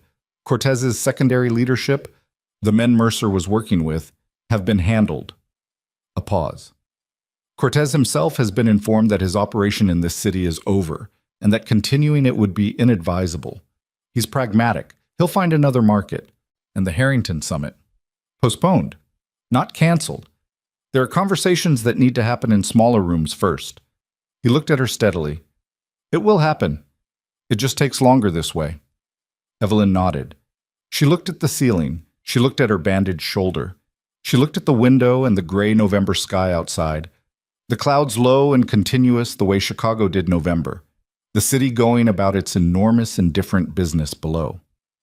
What happens now, she said. Damien was quiet for a moment. When she turned to look at him, she found him watching her with the expression she'd first seen in the warehouse. The one that had replaced the controlled surface permanently, or at least made the controlled surface thinner, more permeable, the way material gets after it's been under enough stress. Now you have options, he said. Tell me. I can set you up somewhere clean. New identity, resources, completely separate from this.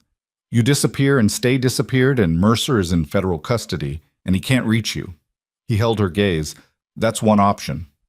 What's the other one? He didn't answer immediately. She watched him hold the weight of it. The thing he'd been holding at arm's length for 9 days, the thing that the gravel yard and the shot, and the specific moment when she'd gotten up and run had made impossible to hold at arm's length anymore. You stay, he said. Not because you have to.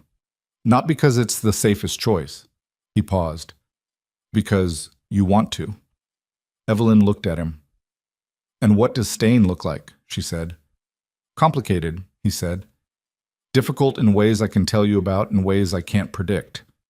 I have a life that doesn't simplify, and I'm not going to tell you it does. He held her gaze with the total honesty she'd come to understand was his particular form of respect, the refusal to manage her perception, to sell her a version of the situation that was easier to accept. But you'd be safe, actually safe, not the version I offered at the motel when I didn't know you yet. There's a difference, she said. There's a significant difference, he said. She was quiet for a moment. I want to open something, she said. I want to do something that's mine, not connected to, not funded by anything that has to stay unnamed. She looked at him carefully. That's a condition. What kind of something? Art, she said, community-based, for women who need a place that's theirs. She paused. I've been thinking about it for 2 years. I just never had I was waiting for Nolan to stop making it impractical. A pause. He kept finding reasons it was impractical. That's what you want, he said. That's part of what I want. He looked at her. I'll fund it under a legitimate non-profit structure, he said. No name attached, fully clean. He paused. If that's what you want. Fully clean, she repeated. You have my word. She looked at her hands, the bandaged left palm, the healed cut, the wrists where the bruising had faded to almost nothing now.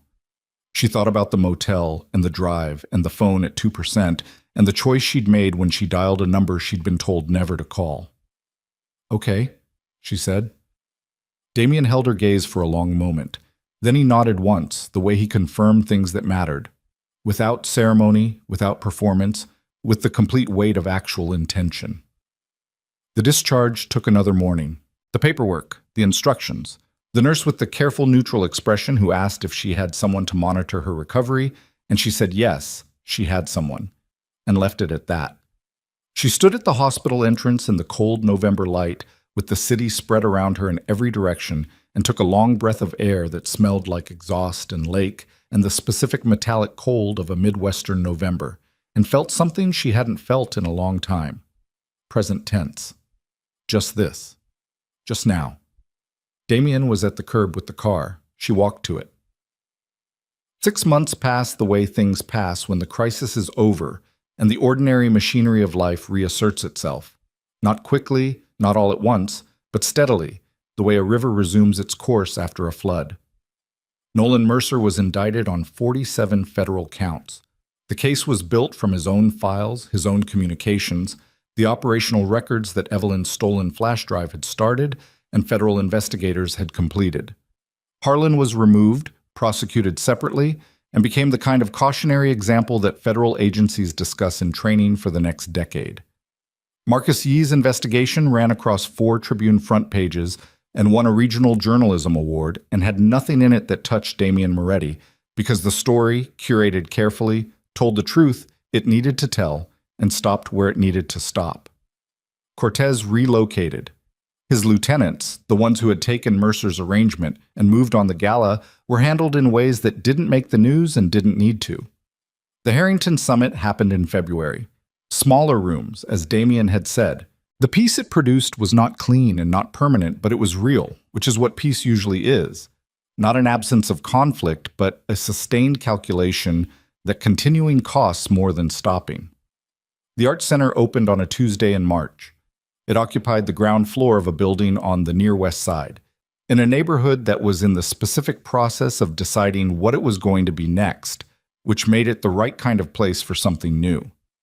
Evelyn had spent 3 months planning it and 6 weeks renovating it with her own hands where the shoulder allowed, which was more places than the doctors had predicted because she had turned out to be stubborn about recovery in the same way she was stubborn about most things. She called it Halstead House, for the street the motel had been on, because she had learned in the months since that you didn't rename the things that had changed you. You carried them forward and let them mean something different. The center provided studio space, legal advocacy resources, transitional housing referrals. It served women who were in the process of leaving situations they should not have been in, which was a category Evelyn understood from the inside out. She hired 2 full-time staff members and 3 part-time instructors, and on the day it opened, she stood in the main studio space surrounded by the smell of fresh paint and new wood, and looked at what she had built and felt something settle in her chest that had been unsettled for a long time. Damien did not attend the opening. He had offered. She had told him she needed that space to be separate, not from him, but from the weight of what they were to each other, the specific gravity of it. She needed one room where she walked in as herself, not as the woman who had been shot in the Harrington ballroom, not as the woman Damien Moretti looked at the way he looked at her. just herself. He had understood that without argument, which was one of the things about him she had come to trust most. He sent flowers. No card. She knew they were from him because they were the specific kind she'd mentioned once, weeks earlier, in passing, in a conversation about something else entirely, the way you mention things when you're not thinking about whether someone is paying attention. He was always paying attention. They were finding the shape of it together, the two of them, the thing between them, the life that was being built from materials that weren't simple and circumstances that hadn't been chosen. It didn't look like anything she'd imagined for herself. It was harder than she'd expected, and more specific, and more honest.